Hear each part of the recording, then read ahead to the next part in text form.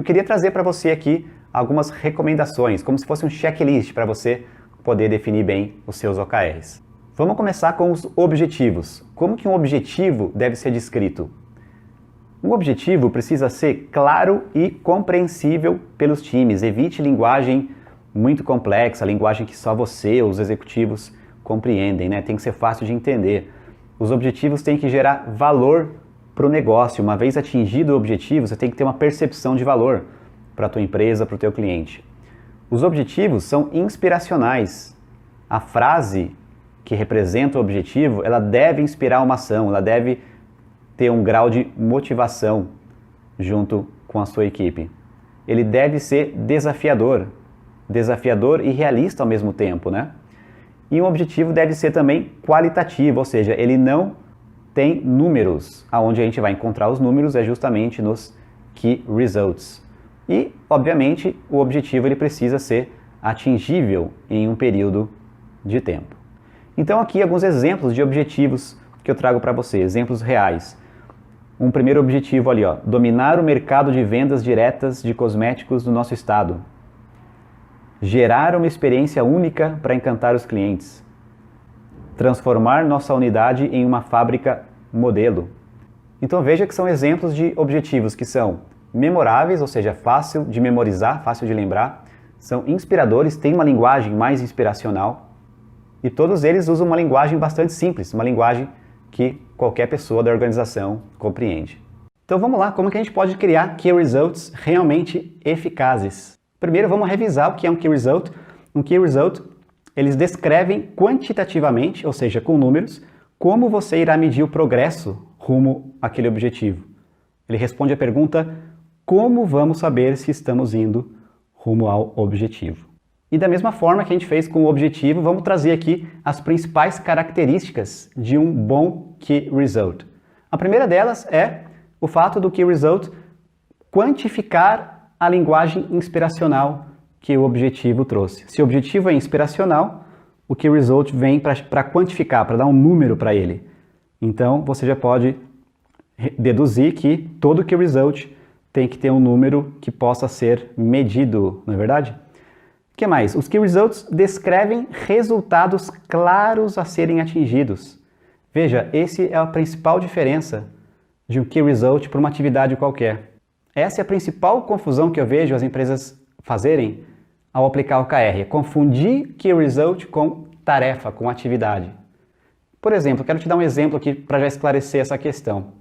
Imagina que um time de marketing defina um Key Result de fazer 5 postagens por mês na sua rede social. Isso, no fundo, não é um Key Result. Isso é muito mais uma tarefa do que um Key Result.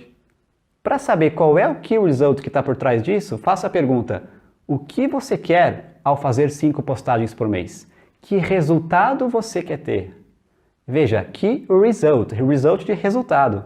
Talvez fazer 5 postagens por mês, você queira, por exemplo, aumentar o tempo de navegação no seu site, ou você queira atrair mais leads, enfim, qual é o resultado que você quer com isso?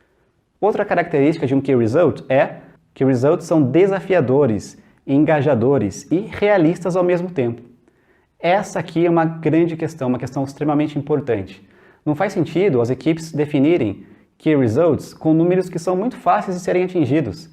Aquele Key Result que a sua equipe tem 100% de certeza que eles vão atingir. Então, ele tem que ter um nível de desafio. Está comprovado também em pesquisas que metas desafiadoras geram resultados brilhantes. Uma meta desafiadora vai fazer necessariamente a sua equipe ter que aprender algo novo, ter que sair da caixinha, ter que sair do status quo. A jornada rumo a um objetivo desafiador, uma meta desafiadora, ela é extremamente eficaz no sentido de aprendizado. E é isso que vai começar a fomentar a inovação na empresa. É isso que vai começar a tornar as equipes de alta performance, equipes mais evoluídas, equipes melhores do que elas foram anteriormente. E os Key Results devem também incluir evidências do seu atingimento. Por isso, devem ser sempre mensuráveis. Eu tenho que poder medir o que está acontecendo com cada um dos meus Key Results. Complementando, eles são baseados em progresso. A cada semana, a cada quinzena, eu tenho que ser capaz de medir se aquele número está mudando ou não. Então essas são características principais de bons Key Results para você ter como checklist. Vamos falar um pouco sobre que tipos de números um Key Result pode ser. A gente falou que todo Key Result tem que ter um número, tem que ter algo que você possa medir. Então alguns exemplos para você aqui. Um Key Result pode ser, por exemplo, um número absoluto. Aumentar a quantidade de clientes ativos de 1.300 para 3.000. Você tem ali um número absoluto, 3.000. Um outro Key Result pode ser representado por percentual, como esse aqui. Imagina uma empresa de advocacia que quer aumentar a sua taxa de êxito processual para 15%. Ou pode ser também um valor monetário, um Key Result. Como esse exemplo aqui, reduzir o custo por lead para até R$20. E é muito importante também você escolher o verbo correto na hora de escrever os seus Key Results.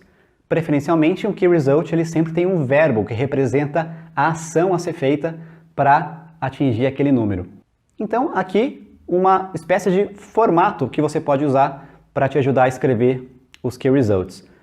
Idealmente, um Key Result começa com o verbo, seguido da métrica e, preferencialmente, da onde você quer sair e aonde você quer chegar. Então, exemplo, qual é o verbo nesse exemplo aqui? Aumentar é o verbo. Aumentar o quê? Qual métrica? Aí em amarelo vem a métrica, a quantidade de usuários ativos mensais. Esse é o item que você quer medir. E o que você quer fazer com esse número?